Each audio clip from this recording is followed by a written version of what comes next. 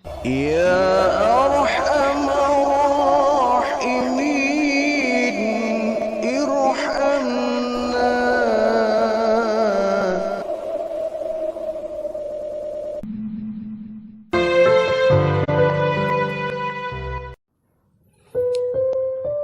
Assalamualaikum warahmatullahi wabarakatuh.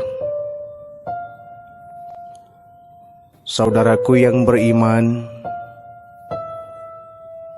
manusia memiliki dua bakat yang senantiasa mengilhami kehidupannya, yakni bakat melakukan kebaikan dan bakat melakukan keburukan. Kita terkadang dengan sangat sadar terdorong untuk melakukan kebaikan-kebaikan, namun tidak jarang kita pun dengan sangat sadar melakukan tindakan-tindakan keburukan. Sebetulnya kita juga menyadari betul akan akibat-akibat yang bisa muncul dari keburukan yang kita lakukan itu. Tetapi kesadaran itu sering sekali kita abaikan, sehingga kita terus hanyut ke dalam keinginan melakukan tindakan kesalahan yang berujung kepada merugikan diri sendiri. Seorang muslim tidak akan pernah terperosok dua kali di lubang yang sama. Tetapi bukan berarti kita diperbolehkan untuk terperosok di lubang yang lain. Artinya, perbuatan salah yang kerap kita lakukan, kendati kita tidak mampu mengelaknya, namun setidaknya meminimalisir agar kesalahan yang sama tidak kita lakukan di kemudian hari. Paling kurang, perbuatan buruk yang kita berbuat harus menjadi pedoman, pelajaran berharga yang mendorong kita menjadi lebih baik. Sebaliknya, kita jangan pernah berpuas diri dengan kebaikan yang pernah kita lakukan. Jangan pernah kita besar kepala karena merasa sudah menebar kebaikan untuk orang lain. Karena rasa kepuasan itu justru menyebabkan kita lalai, sehingga sangat boleh jadi kebaikan itu akan menuai keburukan dan tidak memiliki arti di mata manusia dan di mata Allah Subhanahu wa ta'ala. Kuncinya adalah anggap kita belum pernah berbuat kebaikan, agar tumbuh gairah untuk selalu melakukan kebaikan-kebaikan. Kebaikan sekecil apapun. Dan anggaplah kita selalu melakukan tindakan-tindakan salah, agar kita termotivasi untuk berhati-hati dalam bertindak.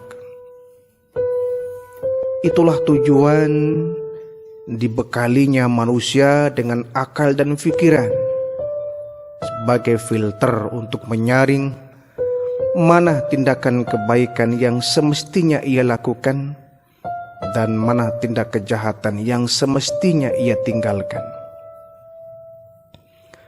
Manusia harus berbeda dengan bangsa hewan yang tidak berakal dan berpikiran, di mana hewan dengan bebasnya berbuat dan bertindak karena tidak terikat pada aturan.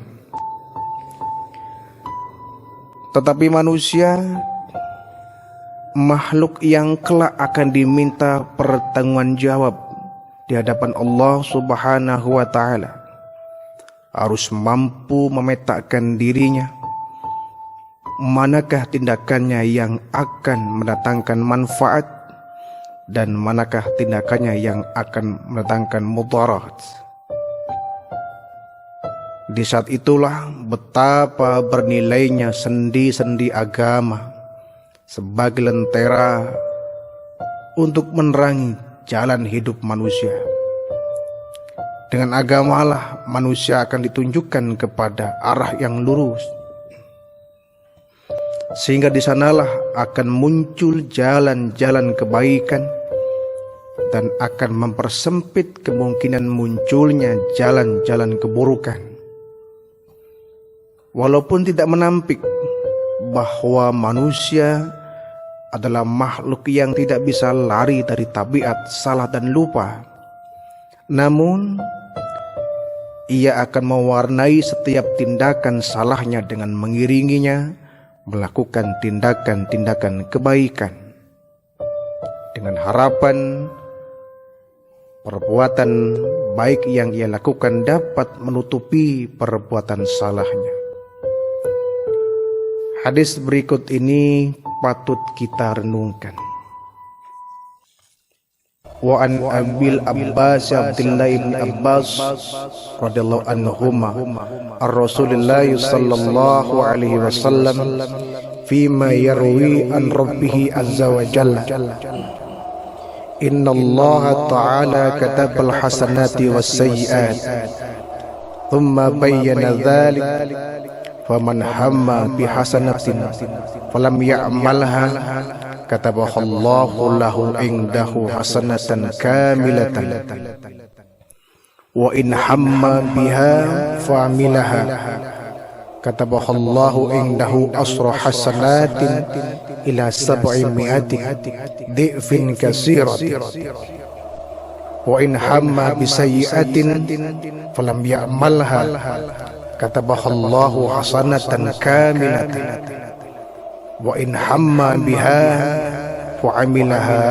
katabahallahu sayyi'atin wahidatan. Rawahu Bukhari. Dari Abul Abbas Abdullah bin Abbas dari Rasulullah sallallahu alaihi wasallam yang beliau riwayatkan dari Allah yang maha suci lagi maha tinggi. Beliau bersabda, sesungguhnya Allah subhanahu wa ta'ala mencatat semua kebaikan dan keburukan. Kemudian dia menjelaskannya, barang siapa yang niat untuk berbuat baik tetapi ia tidak bisa mengerjakannya, maka Allah mencatat satu kebaikan baginya. Dan barang siapa yang berniat untuk berbuat baik lalu ia mengerjakannya, maka baginya Allah mencatat 10 kebaikan dan melipat gandakannya menjadi 700, bahkan sampai pada lipatan yang tidak terhitung jumlahnya. Dan barang siapa yang berniat untuk berbuat jahat namun ia tidak mengerjakannya, maka baginya 1 kebaikan. Sedangkan yang berniat untuk berbuat jahat kemudian ia melaksanakannya, maka Allah subhanahu wa ta'ala mencatat 1 kejahatan pula. Hadis riwayat Bukhari Muslim. Saudaraku yang beriman, perbuatan baik yang kita lakukan sekecil apapun pasti ada balasannya.